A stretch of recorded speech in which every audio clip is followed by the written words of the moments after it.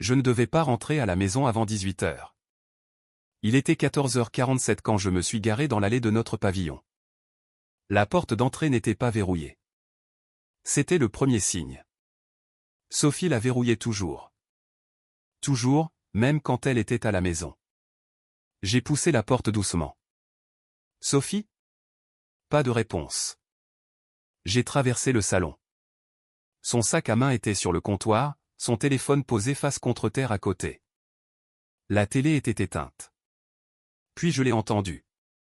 Un grincement venant de l'étage, le parquet qui travaille, ou quelqu'un essayant désespérément d'être silencieux. Sophie. Ai-je appelé de nouveau, plus fort cette fois, des pas précipités se sont fait entendre, puis sa voix aiguë étendue. Mathieu, pourquoi es-tu rentré tôt? Elle est apparue en haut de l'escalier, les cheveux en désordre, le visage rouge, portant un peignoir à 15 h un mardi. Le boulot m'a renvoyé, ai-je dit en observant son visage, une canalisation a éclaté, des étages entiers inondés. Oh, c'est dommage. J'ai commencé à monter les marches. Elle n'a pas bougé. Elle restait plantée là, bloquant le couloir. Ça va, ai-je demandé. Oui, bien. Je ne t'attendais juste pas. J'ai atteint la dernière marche, j'ai regardé par-dessus son épaule vers notre chambre. La porte était entr'ouverte, et la porte du dressing, celle qui est toujours fermée parce que le loquet est cassé, oscillait légèrement d'avant en arrière comme si quelqu'un venait de la rabattre. Sophie, ai-je dit doucement. Pourquoi la porte du dressing bouge-t-elle? Son visage est devenu livide. C'est la VMC. Ça fait ça parfois. Je l'ai regardée, vraiment regardée. Elle tremblait. Je suis passé devant elle. Elle m'a saisi le bras. Mathieu, s'il te plaît, non. Je me suis dégagé et j'ai poussé la porte de la chambre. La pièce était en désordre, les draps emmêlés, des oreillers au sol, et la porte du dressing était immobile. Trop immobile. Je me suis avancé vers elle. Mathieu, je t'en supplie. J'ai saisi la poignée. Il n'y a rien dedans, a-t-elle dit, la voix brisée. Je te le jure.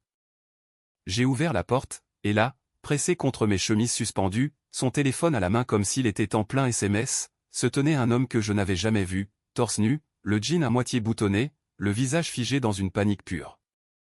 Pendant 3 secondes, personne n'a bougé. Puis il a dit la chose la plus stupide que j'ai jamais entendue. Et mec, c'est pas ce que tu crois. Je l'ai fixé, puis j'ai regardé Sophie, puis de nouveau lui. Et j'ai commencé à rire. Pas un rire de colère. Pas un rire amer.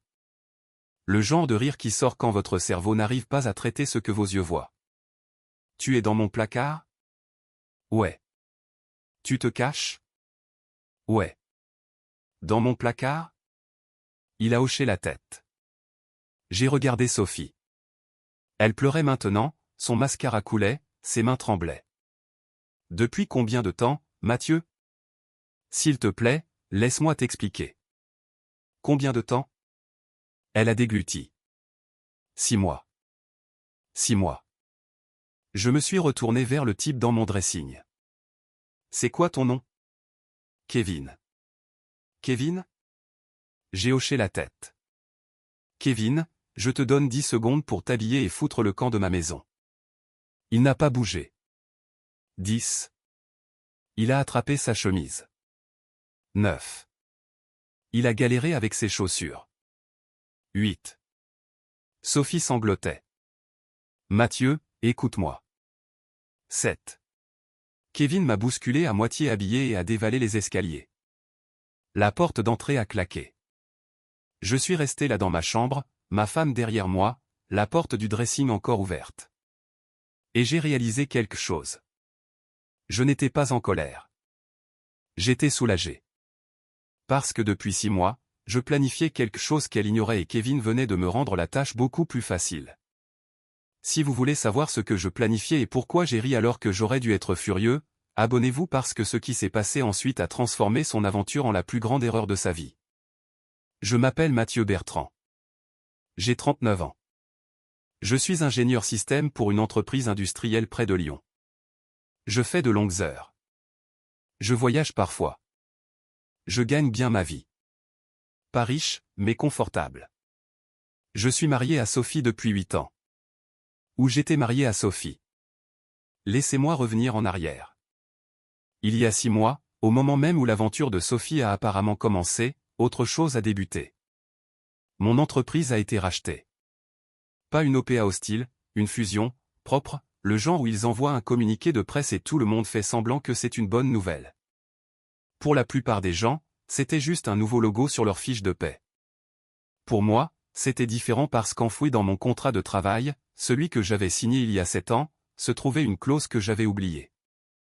Article 14.3, accélération des droits sur les stock options en cas de changement de contrôle. En gros, si la boîte est vendue, vos options d'achat d'actions deviennent immédiatement disponibles. J'avais 50 000 options accordées à 2 € l'action. Le prix d'acquisition était de 47 € l'action. Faites le calcul. 2,25 millions d'euros avant impôt. J'étais assis dans une salle de conférence quand les RH m'ont expliqué ça. Ils ont passé en revue les papiers comme s'ils lisaient une liste de courses. Vos options seront disponibles à la date de clôture. Vous aurez 90 jours pour les exercer. Nous vous recommandons de parler à un conseiller financier. J'ai hoché la tête, souri, serré des mains. Puis je suis allé dans ma voiture et je suis resté assis là pendant 20 minutes à fixer le volant. 2,25 millions d'euros. Une somme qui change une vie. Le genre d'argent qui signifiait que je pouvais quitter mon emploi, voyager, recommencer à zéro. Et le premier choix que j'ai fait a été celui-ci, je ne l'ai pas dit à Sophie. Pas parce que je ne lui faisais pas confiance. Ou peut-être que c'est exactement pour ça. Les choses n'allaient pas fort. Depuis des mois, elle était distante, distraite. Elle avait commencé à aller plus souvent à la salle de sport, acheter de nouveaux vêtements, avait changé de coiffure, tous les signes classiques. Mais je me disais que j'étais paranoïaque. Tu réfléchis trop, je me disais. Elle prend juste soin d'elle. Mais ensuite, il y a eu les rentrées tardives, les soirées entre filles qui arrivaient de plus en plus souvent. La façon dont elle inclinait son téléphone quand j'entrais dans la pièce, la façon dont elle avait commencé à dormir au bord du lit comme si j'étais contagieux. Je n'avais pas de preuves, juste un pressentiment. Et ce sentiment m'a fait hésiter. Alors, quand les RH m'ont parlé des 2,25 millions, j'ai pris une décision. J'allais attendre. J'allais observer. Et je verrais ce qui se passerait. J'ai commencé à faire attention, pas de manière glauque, juste en remarquant des choses. J'ai remarqué qu'elle mettait du parfum pour aller au sport. J'ai remarqué que ses soirées filles semblaient toujours tomber les mardis et jeudis, les mêmes jours où je travaillais tard. J'ai remarqué qu'elle avait acheté de la lingerie que je ne l'avais jamais vue porter. Un soir, j'ai vérifié le relevé de carte bancaire. C'était là, un débit de l'hôtel Carlton au centre-ville. 247 €. Je lui ai posé la question. Oh, c'était pour l'enterrement de vie de jeune fille de Julie, a-t-elle dit sans se démonter. On a pris une chambre pour que personne n'ait à conduire. Julie s'est mariée il y a 2 ans. Elle a cligné des yeux. Une autre Julie. J'ai hoché la tête. Je n'ai pas insisté, mais j'ai fait une capture d'écran du relevé et j'ai commencé à monter un dossier. Je n'ai pas engagé de détective privé. Pas besoin. Je suis ingénieur système. Je sais comment fonctionne la technologie. Notre forfait mobile avait une fonction de partage de position familiale. Elle l'avait configuré il y a des années pour la sécurité. Je ne l'avais jamais utilisé jusqu'à maintenant. J'ai commencé à vérifier nonchalamment et le motif était clair. Les mardis et jeudis, quand elle disait être au sport, son téléphone était au Carlton pendant 2 heures à chaque fois. Je ne l'ai pas confronté. J'ai juste documenté. Capture d'écran, date, heure. J'ai ouvert un compte cloud séparé qu'elle ne connaissait pas et j'ai tout sauvegardé. Et j'ai attendu. L'acquisition a été finalisée en janvier. Mes options ont été débloquées. 2,25 millions moins les impôts, il me restait environ 1,4 million d'euros sur mon compte. J'ai tout déplacé immédiatement. Nouvelle banque, nouveau compte, ouvert à mon nom uniquement. Sophie n'a rien remarqué. Pourquoi l'aurait-elle fait? Elle ne regardait jamais nos finances. Je gérais tout. J'ai continué à travailler, à rentrer à 18 h, à faire semblant que tout était normal, mais à l'intérieur, je planifiais. J'ai rencontré un avocat discrètement. Je pense que ma femme me trompe, lui ai-je dit. Je veux être prêt. Il s'appelait Maître Dumont. La cinquantaine, divorcé 2 fois. Il connaissait la chanson. Avez-vous des preuves? A-t-il demandé. J'ai glissé le dossier sur son bureau. Capture d'écran, relevé bancaire, données de localisation.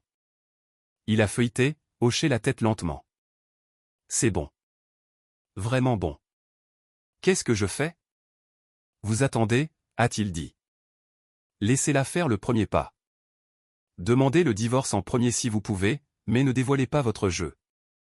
Et l'argent? Quel argent? Je lui ai parlé des stock options, du 1,4 million. Ses sourcils se sont levés.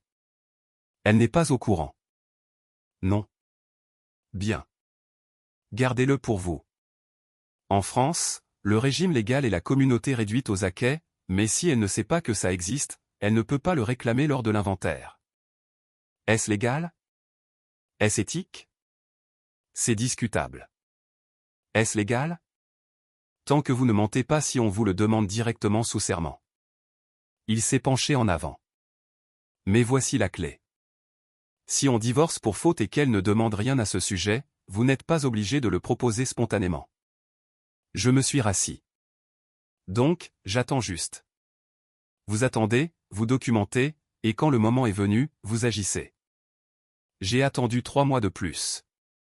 Pendant ce temps, Sophie est devenue négligente. Elle cachait moins bien son téléphone. Elle rentrait plus tard. Une nuit, elle n'est pas rentrée avant 2 heures du matin. Tu étais où? Ai-je demandé. Chez Julie. On n'a pas vu le temps passer. Quelle Julie? Elle a marqué une pause. Est-ce que ça a de l'importance? Je suppose que non. Mais j'ai vérifié la localisation. Elle avait encore été au Carlton. Je l'ai ajoutée au dossier. Puis est venu ce mardi qui a tout changé. Je devais travailler jusqu'à 18 heures. Horaire normal, mais à 14 heures, une canalisation a pété au bureau. De l'eau partout. Ils ont renvoyé tout le monde chez soi. J'ai envoyé un SMS à Sophie. Je rentre plus tôt. Fuite d'eau au boulot. Pas de réponse. Je ne m'en suis pas inquiété. Elle était probablement au sport, sauf que quand j'ai vérifié l'appli, son téléphone était à la maison. Je me suis garé à 14h47. Sa voiture était là, la porte déverrouillée, et c'est là que j'ai entendu le grincement à l'étage. Debout dans ma chambre, fixant Kevin dans mon dressing, j'ai senti un calme étrange m'envahir. C'était le moment, celui que je préparais. Sophie sanglotait derrière moi. Mathieu, s'il te plaît. Je peux expliquer. Expliquer quoi? Ai-je dit sans me retourner. Expliquer pourquoi il y a un homme à moitié nu dans mon placard. Ce n'est pas. Je ne voulais pas dire depuis combien de temps, Sophie. Je t'ai dit 6 mois. Je me suis enfin tourné vers elle. 6 mois. Tout ce temps. Elle a hoché la tête, les larmes coulant. Et tu allais me le dire quand? Je ne sais pas. Je ne savais pas comment. Tu ne savais pas comment dire, et, Mathieu. Je couche avec quelqu'un d'autre. Elle a tressailli. Je suis passé devant elle, j'ai descendu les escaliers vers la cuisine. Elle a suivi. Où vas-tu? Je vais prendre un verre. Mathieu, s'il te plaît. On doit en parler. Non, ai-je dit en ouvrant le frigo et en attrapant une bière. Vraiment pas. Je l'ai ouverte, j'ai bu une longue gorgée. Elle restait là à trembler. Qu'est-ce que tu vas faire? Je l'ai regardée. Vraiment regardée. 8 ans de mariage. 8 ans à penser qu'on construisait quelque chose. Et elle avait passé les 6 derniers mois à tout démolir. Je vais finir cette bière, ai-je dit. Ensuite je vais faire un sac. Et ensuite je vais partir. Partir? Ouais. Pour combien de temps? Pour toujours. Son visage s'est effondré. Mathieu, non, s'il te plaît, Sophie. Ma voix était calme. Trop calme. Tu me trompes depuis 6 mois. Tu l'as amené dans notre maison, dans notre lit, dans notre placard. Je sais. Je sais. Je suis tellement désolé. Je m'en fous. Ça l'a stoppé net. Quoi? Je m'en fous que tu sois désolé. Je m'en fous que tu pleures. Je me fous de tout ça. J'ai posé la bière. J'ai fini. Je suis monté, j'ai fait un sac, vêtements, affaires de toilette, ordinateur. Sophie m'a suivi tout le temps, suppliant. On peut arranger ça. On peut aller voir un conseiller conjugal. Je vais rompre avec Kevin. Je le jure.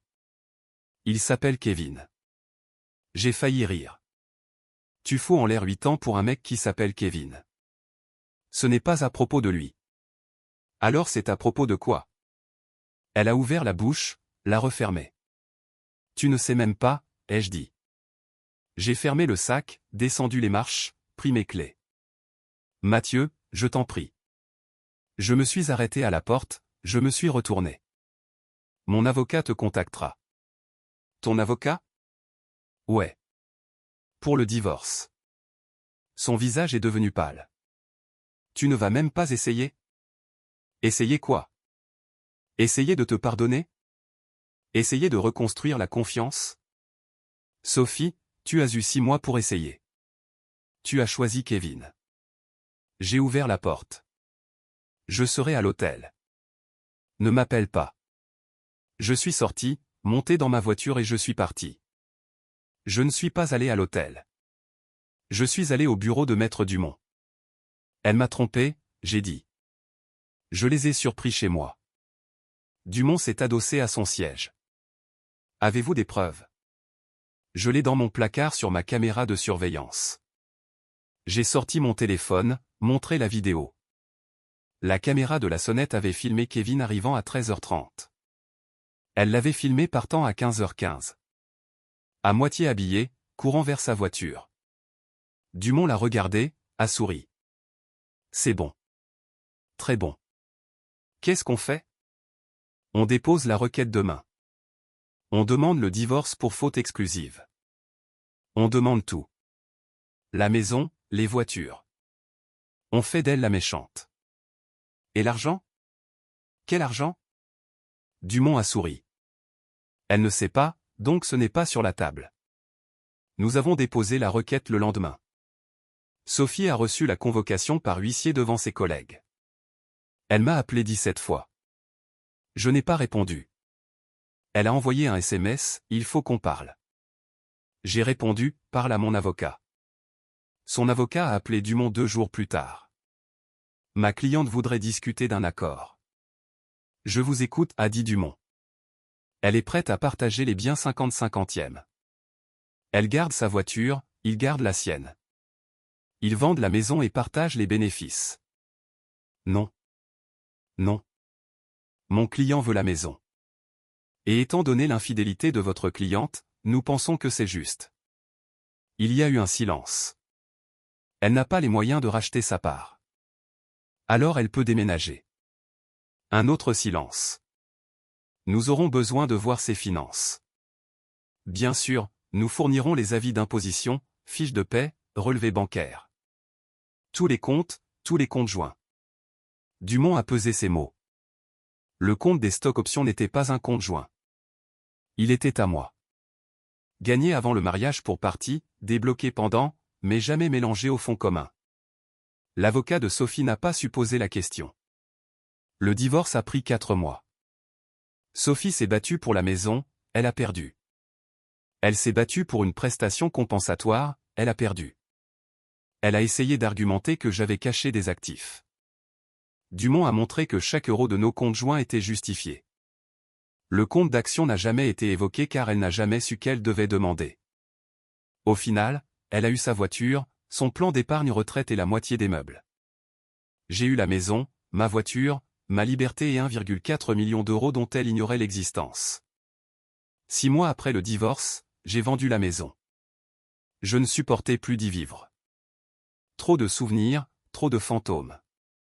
J'ai acheté un petit appartement moderne en centre-ville, propre, sans placard assez grand pour cacher un homme. J'ai quitté mon emploi, je suis devenu consultant, je fixais mes propres horaires. J'ai voyagé en Italie, au Japon, en Nouvelle-Zélande. J'ai fait toutes les choses que Sophie et moi avions parlé de faire un jour, sauf que maintenant je les faisais seul. Et honnêtement, c'était mieux. 1 an après le divorce, j'ai reçu un message sur LinkedIn de la part de Kevin. Et mec, je sais que c'est bizarre, mais je voulais m'excuser. Ce qui s'est passé était mal. Je suis désolé. Je l'ai fixé longtemps, puis j'ai tapé, est-ce qu'elle t'a trompé toi aussi? 3 petits points. Puis, ouais, 2 mois après votre séparation. J'ai ri, je n'ai pas pu m'en empêcher. Désolé d'apprendre ça, j'ai écrit, mais pas surpris. Ouais, j'aurais dû m'en douter de toute façon. Désolé encore. Merci. Bonne chance. J'ai fermé l'appli et réalisé que je ne ressentais plus de colère, juste de la liberté. 2 ans après le divorce, j'ai rencontré quelqu'un. Elle s'appelait Camille. Elle était enseignante, divorcée, un enfant, pas de drame. On s'est rencontrés dans un café. Elle a renversé son latte sur mon ordinateur portable. Oh mon Dieu, je suis tellement désolé. C'est bon, ai-je dit en riant. Il est étanche. Laisse-moi quand même t'offrir un autre café. On a parlé pendant 2 heures. Elle n'a pas demandé ce que je faisais comme travail. Elle n'a pas demandé combien je gagnais. Elle a juste parlé de livres, de son fils, de combien c'est dur de sortir avec quelqu'un après un divorce. Je l'ai aimé tout de suite. On a eu un 2e rendez-vous, puis un 3e. Au 4e rendez-vous, elle a demandé, alors, c'est quoi ton histoire? Pourquoi ton mariage s'est fini? J'ai pensé à mentir, à rester vague, mais je ne l'ai pas fait. Elle m'a trompé. Je l'ai surprise. Je suis parti. Camille a hoché la tête. Le mien aussi, sauf que je ne l'ai pas surpris. Sa copine m'a appelé. Aïe. Ouais. On était assis là, 2 personnes qui avaient été brûlées, essayant de voir si on pouvait faire confiance à nouveau. Je ne cherche pas la perfection, a-t-elle dit. Je cherche juste l'honnêteté. Je peux faire l'honnêteté, ai-je dit. Et je le pensais. 3 ans après le divorce, j'ai reçu un appel d'un numéro inconnu. J'ai failli ne pas répondre, mais quelque chose m'a poussé à décrocher. Allô, Mathieu. J'ai reconnu la voix immédiatement. Sophie, qu'est-ce que tu veux? Je voulais juste parler. On n'a rien à se dire. S'il te plaît, juste 5 minutes. J'ai soupiré. D'accord. 5 minutes. Il y a eu un long silence. Je suis désolé, a-t-elle dit, pour tout. Pour Kevin, pour les mensonges, pour t'avoir fait du mal. D'accord. Je sais que je ne mérite pas ton pardon. Tu as raison. Tu ne le mérites pas. Un autre silence. J'ai entendu que tu voyais quelqu'un. Elle a dit, c'est le cas. C'est sérieux? Pourquoi ça t'intéresse? Je ne sais pas. Je voulais juste. Je voulais m'assurer que tu es heureux. J'ai failli rire. Tu voulais t'assurer que je suis heureux? Oui. Sophie, je suis heureux depuis 3 ans. Depuis le jour où je suis parti. Silence. Je dois y aller, ai-je dit. Mathieu, attends. Adieu, Sophie. J'ai raccroché et j'ai réalisé quelque chose. Je ne ressentais rien.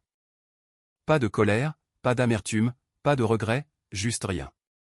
Elle était un chapitre de ma vie qui était terminé, et ça m'allait très bien.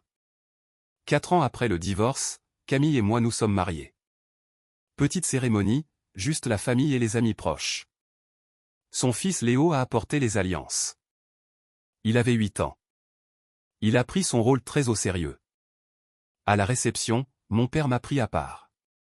T'as bien agi, fiston. Merci, papa. Je suis sérieux. Tu as géré toute cette histoire avec Sophie avec classe. Beaucoup de mecs auraient pété les plombs. J'ai haussé les épaules. J'avais un plan. Il a ri. Ouais, tu en as toujours un. On est resté là à regarder Camille danser avec Léo. Elle est bien pour toi, a dit papa. Ouais, elle l'est. Tu lui as parlé de l'argent? Ouais, l'année dernière. Comment elle l'a pris? Elle a dit, c'est sympa. Tu peux quand même sortir la poubelle? Une perle. Ouais. 5 ans après le divorce, j'ai reçu un dernier message de Sophie. C'était court. J'ai appris que tu t'es remarié. Félicitations. J'espère que tu es heureux. Je l'ai fixé 1 minute. Puis j'ai tapé, je le suis. J'espère que tu le es aussi. J'ai appuyé sur envoyer et je le pensais. Pas parce que je lui avais pardonné, pas parce que j'avais oublié ce qu'elle avait fait, mais parce que s'accrocher à la colère, c'est comme boire du poison et s'attendre à ce que l'autre personne meure. J'avais passé 5 ans à construire une nouvelle vie, une meilleure vie. Et Sophie n'en faisait pas partie. Alors, voici ce que j'ai appris. Quand vous surprenez votre femme en train de vous tromper, vous avez 2 choix.